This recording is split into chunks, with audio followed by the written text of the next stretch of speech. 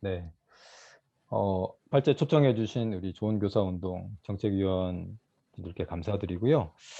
대한학교에 근무하고 있는 저에게 이것을 요청하신 이유가 뭘까라는 질문부터 주제와 연결되는 것 같아서 말씀을 좀 드리겠습니다. 음, 아마도 학교와 교사 수준의 국가교육과정의 자율성을 가장 구체적으로, 심층적으로 구현하고 있는 곳이 어디겠냐라고 물어본다면 오히려 대한교육계이지 않을까. 저는 이제 공립학교 15년 근무했었고, 그리고 12년 정도 여러 대안학교를 설립하거나 운영하고 있는 중입니다. 그리고 두 번째는 제가 경기도 교육청의 교육연구원에서의 3주년 심포지움에서 미래 교육 과정에 대한 부분들을 발표를 한 적이 있었습니다. 그런데 이 미래의 교육 과정, 미래 학교에서의 교육 과정은 당연히 학교와 교사의 자율성, 교육 과정에 대한 자율성이 확대되어야만 가능하다라는 것들, 이 두 가지에 대해서 정책위에서 고민하셨기 때문에 저를 초청하신 게 아닌가라고 생각이 되고요. 오늘 시간이 너무 짧아서 핵심적인 부분만 이렇게 가지치기 하고 말씀을 드리게 될 것 같습니다. 저의 발제 핵심은 여기 앞에 나와 있는 PPT처럼 학교와 교사의 교육과정 자율화의 문화를 담을 수 있는 학교 내 기관이 필요하다. 그 기관은 자치연구 플랫폼이었으면 좋겠는데 여기에서 선생님들이 연구하고 또 기획하고 실천하는 공동지성의 장이 되었으면 좋겠다. 이것이 이제 가칭으로 미래교육 자치연구소, 각 학교마다 이런 연구소나 연구센터가 필요하다라는 말씀을 오늘 드리고 싶습니다.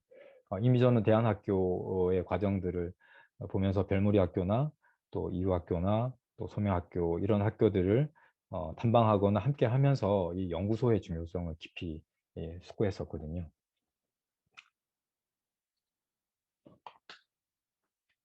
네, 지금 27년 전 저의 제가 교육할 당시와 지금 교육 현장에 이 모습이 모든 수업이 이렇지는 않지만 선택하지 않는 교과인 경우 이런 경우들이 이제 간혹 발생하죠. 미래 교육의 관점에서 우리가 앞으로 미래 교육을 바라본다면 직면하게 될 4차 산업혁명 시대에 이 교육의 대전환이 일어날 텐데 2015 교육 개정 때처럼 국가 중심의 교육과정 개정이라든지 또는 행정 중심의 현장 교육 시스템으로는 도저히 능동적이고 전면적으로 이러한 미래 교육을 대응할 수 없다. 그러므로 학교 내에 자율적이고 능동적인 엔진이 필요하다. 학교마다 필요하다라는 말씀 드리고 싶었어요. 그래서 현장에서 고생하시면서 연구하시는 반성적인 실천가 분들 그리고 실험적인 학습 공동체를 능동적으로 창의적으로 실천하시는 분들 이런 분들이 교사의 자율성을 보장받고 국가의 지원을 받으면서 연구를 할 때 우리는 대응이 가능하다는 말씀 그런 연구소에 대한 말씀이 오늘 핵심이 될 것 같습니다. 네. 먼저는 학교와 교사 교육과정의 자율화의 필요성에 관한 부분인데 모두 다 아마 잘 아실 것 같아요. 국가 중심의 교육과정의 개발과 실행에 있어서 한계점은 어, 이 국가 교육과정 중심으로 일관할 때의 학교 교육에 대한 관리라는 장점이 있지만 정반대로 그 자율성의 최소화로 인해서 수동적으로 운영할 수밖에 없고 그러다 보면 능동적으로 대응하거나 창의적으로 대응하는 그런 교사 역량이 성장하지 못한다는 한계점이 있습니다. 교육과정이 개정됐는데 왜 개정됐는지에 대한 공감대가 사실 저 15년 동안 한 번도 없었거든요. 그렇기 때문에 국가교육과정과 수업 현장이 괴리된 채 고착화되어 있고 그러므로 국가적인 교육 이상이 밀도 있게 구현되지 못하는 것이 지금 현재 일반적인 상황인 것 같습니다. 자율화의 필요성에 대한 두 번째, 세 번째 이유는 대안교육과 미래교육에서 찾았습니다. 여러 대안학교를 설립하거나 또 운영하면서 학생들을 저는 직접 함께 가르쳤었는데 이 학교의 구성원들이 교육 공동체가 함께 모여서 철학에 대해서 끊임없이 토론합니다. 그리고 우리가 세워갈 인재상에 대한 고민, 우리 교육과정에 과연 저 인재상을 만들어내는가에 대해서 피드백을 끊임없이 하고요. 그렇기 때문에 이러한 인재를 키우기 위해서 우리 핵심 가치들이 제대로 작동하고 있는가, 그리고 그것이 구체적으로 교육과정에 녹아 있는가에 대해서 공동지성을 가지고 실제적으로 상의하는 이 과정들 가운데 국가로부터 상당한 자유를 경험할 수 있는, 그리고 교육의 원형에 가까이 접근하게 되는, 접목되어 보는 그런 계기가 된 것 같습니다.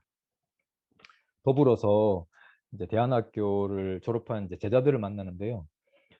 다 그런 건 아니지만 꽤 많은 학생들이 어, 교육과정 중심으로 가르치지 않았음에도 불구하고 성숙한 시민 또는 소금과 빛으로 살아내고 싶어하는 그런 영향력을 고민하고 있는 그런 전문인의 모습, 또는 초월적인 이상을 가지고 소명의식대로 살아내려는 그런 소명인의 모습들이 이 25, 26 친구들로부터 보이는데 저의 젊은 시절보다 훨씬 낫더라고요. 저는 국가교육과정이 필요하다, 존중이 되어야 되는 부분들이 있다고 생각하지만 그것이 교육의 전부일 수는 없다라는 생각을 가지고 있습니다. 세 번째는 대안학교 선생님들의 그 철학과 역량, 전문성이 성장하는 과정들을 계속 보면서 저는 이런 생각했어요. 대한교육의 1년은 공교육에서의 3년 또는 5년이 압축적으로 경험되어지고 성장하는 과정인 것 같다. 한 5년 하면은 네, 거의 15년에서 20년 이상의 그런 경험치가 쌓이더라고요. 근데 그것이 좀 다릅니다. 철학적인 신념이나 주도적인 실천력, 또 교육과정 재구성하는 능력, 소통하거나 협업하는 능력 등 이런 부분들이 크게 성장을 하더라고요. 그래서 이 교육계의 대한교육계의 생태계가 교사에게 교사의 성장에 영향을 미치고 있는데 그 원인이 되는 포인트가 뭘까라고 생각해 보니까 첫 번째가 사명감, 그리고 두 번째는 철학적인 사고, 마지막으로는 자율성, 이렇게 응축적으로 표현되는 것 같습니다. 네. 교육 현장에서 또 다른 측면으로 우리가 자율화가 꼭 필요하다고 생각되는 미래 교육에 대한 부분인데요. 저는 각 나라들이 지금 미래 선진적인 교육으로의 대전환을 선제적으로 진행하는 상황에서 2022년의 개정 교육과정은 정말 중요한 미래 교육 교두보다, 이런 생각은 아마 많은 분들이 공감하실 것 같습니다. 그런데 이런 미래 선진 교육의 중요한 초석이 바로 교육과정 자율화의 확대다. 물론 그 확대가 중요한 게 아니라 그 자율화를 어떻게 담아내고 풀어낼 건가가 더 중요하겠지만요.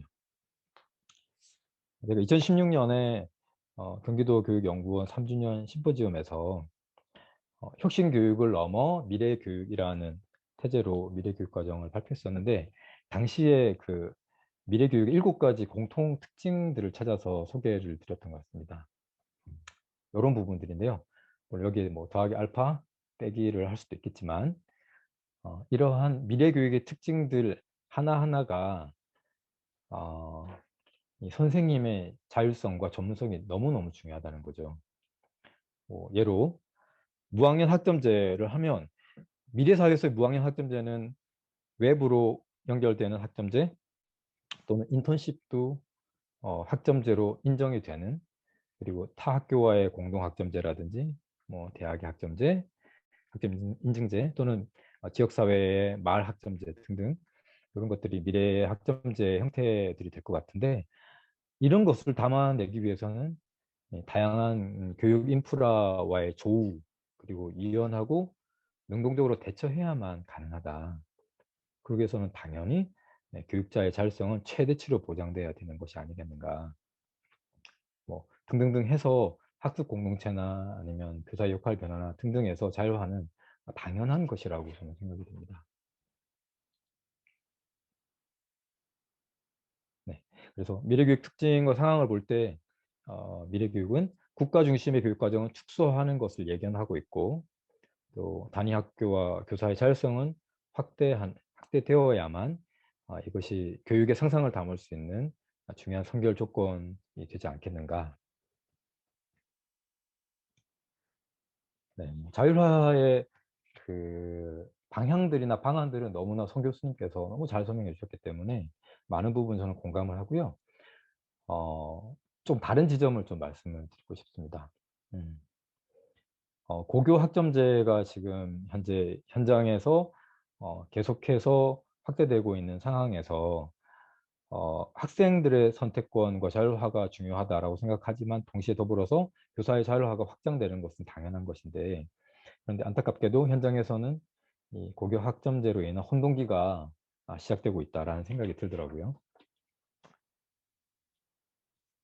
어, 유은혜 사회부 총리가 이제 이 고교 학점제에 대해서 도입을 선언을 했었는데, 제가 핀란드에 2010년에 고교 학점제에 대한 연구를 위해서 다녀오면서 이거 정말 귤화 위지가 되겠다.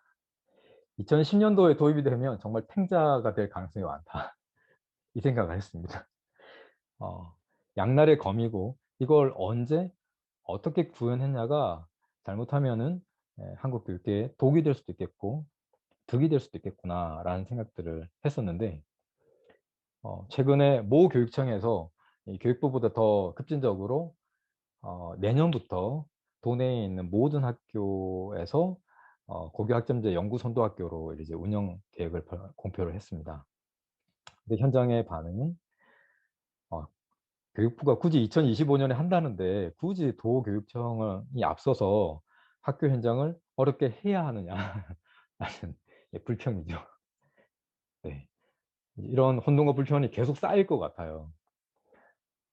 어, 그런데 음, 저는 이게 뭔가 역전이 일어나고 있다는 생각이 들었어요. 어떤 역전이냐면 과거에는 저희가 뒤에서 많이 뒷담화를 많이 했죠. 교육당국 너무 폐쇄적이고 권위주의적이고 탁상공론식 행정을 한다. 물론 여전한 부분도 있지만, 그런데 이 혁신학교 담론 이후로는 이 다양한 교육 정책이 어, 상당히 공교육 현장 선생님들이 따라가기 힘든 아주 벅찬 상태에 아주 이상적인 측면으로 다가가고 있을 뿐 아니라 대한교육 현장에서 보더라도 이 철학적인 측면이나 아니면은 지향하고 있는 것들이 이거는 정말 대한교육도 따라가기 힘들 정도의 혁신을 지금 계속 이야기하고 있다는 겁니다. 그러면서 오히려 교육당국이나 도교육청은 이러한 부분에 이 공교육이 학교 현장 자체가 바뀌어야 한다라는 이 변혁의 공을 던지고 있는 거죠. 미래의 교육으로 전환하기 위해서 학교와 교사가 교육과정 자율화 주체로 서야 되지 않겠냐, 이런 신호들을 이제 계속 보내고 있다는 생각이 들었습니다. 뭐 대표적인 것이 최근에 송 교수님 말씀하신 것처럼 그 국민과 함께 미래 교육과정 이야기하다. 그리고 국민 참여 미래 교육과정 온라인 사이트를 통해 가지고 설문에 참여 유도하고 있잖아요. 제 아내도 공교육 선생님이라 가지고 제가 그 설문지 받아봤냐 그랬는데, 재밌게도 봤는데 그냥 스쳐 지나갔어, 이런 분들이 대부분이더라고요. 자율화에 대해서 관심이 없습니다. 그리고 함께 숙고하는 이 민주주의의 어떤 과정들, 교육 과정에 대해서 수구의 과정들에 대해서 별 관심이 없더라고요.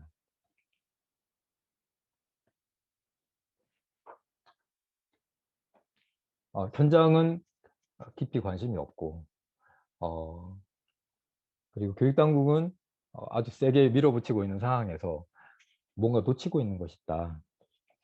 저는 이 부분이 더 중요하다고 생각했습니다. 자율화가 중요한 것이 아니고, 우리가 정말 기억해야 될 것은 자율화나 고교 학점제가 정말 목적이 아닌 수단이요 과정에 불과하고 시스템에 불과하다면 자율화의 방향은 무엇인가? 무엇을 향한 자율화이어야 하는가에 대한 고민들이 현장에서 있어야 된다는 생각이 들었어요.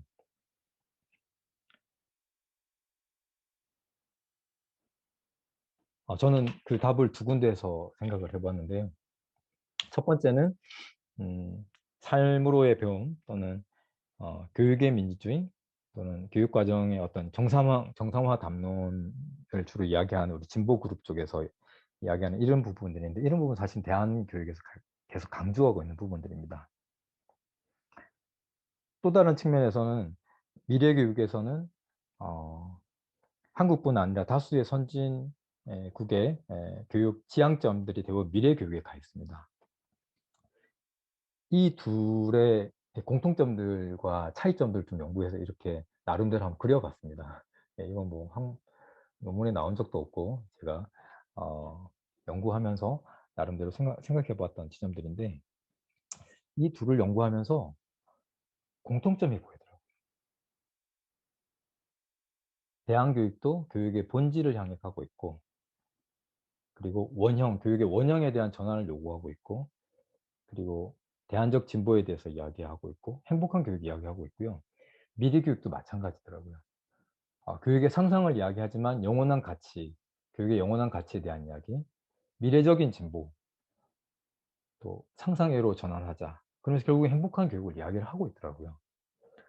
그래서 이 둘을 살피면서 음, 긴 시간 공교육과 대안교육 또는 미래교육을 연구하면서 우리 국가교육 과정의 방향성, 그리고 선생님들이 현장에서의 자율화의 지향점은 이 둘이 융합된 바탕 위에 설정되어야 되는 것이 아닌가.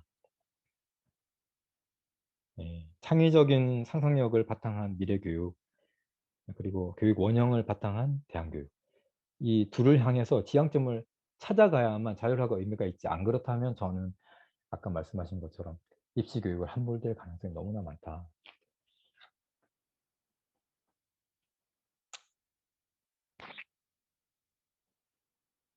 저는 이 둘이 어, A, O와 B의 선택의 문제가 아니라고 생각됩니다.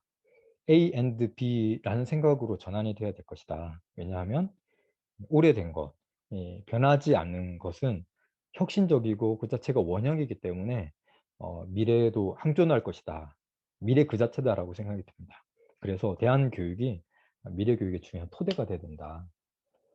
이 둘이 함께 융합되었으면 좋겠다라는 말씀, 자율화의 방향에 대한 부분을 꼭 말씀드리고 싶었고요. 네, 네 번째로,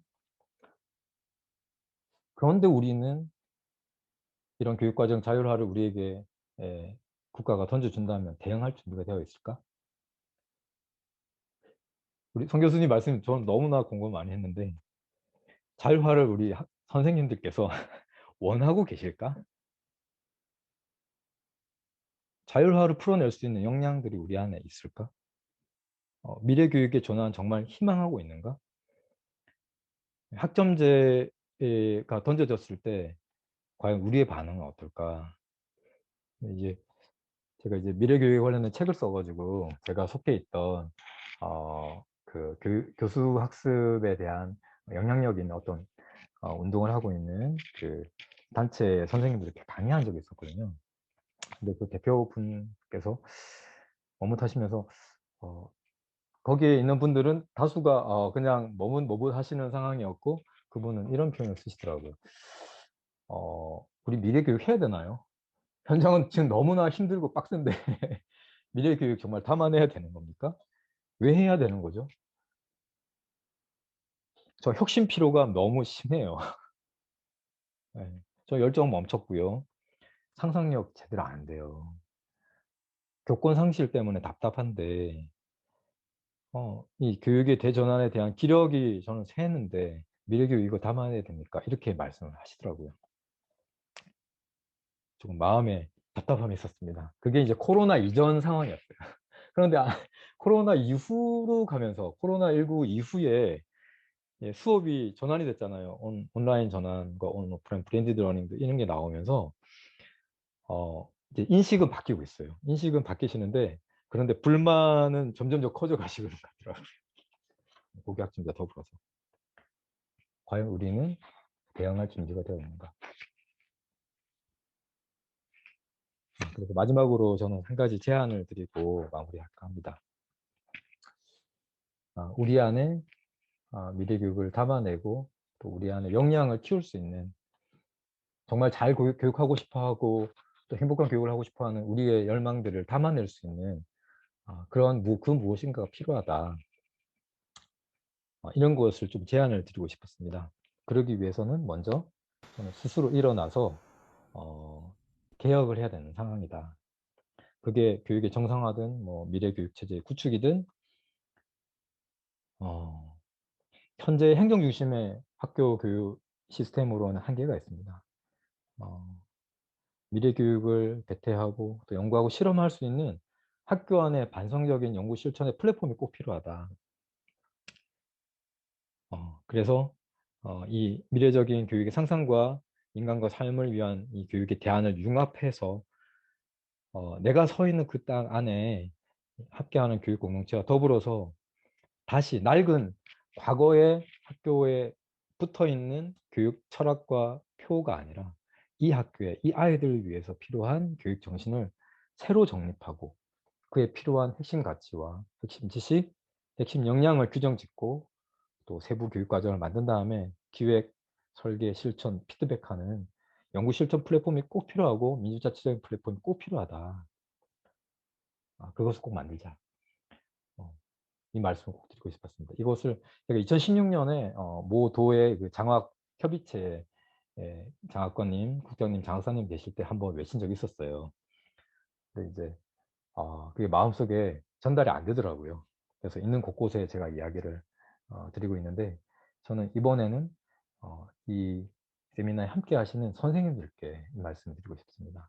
이 기관이 생길지 안 생길지는 모르겠지만 이제 시작해야 될 때다. 이제는 시작하자. 네, 시간이 많이 길은 것 같은데요. 이걸로 제 발제를 마치도록 하겠습니다. 감사합니다.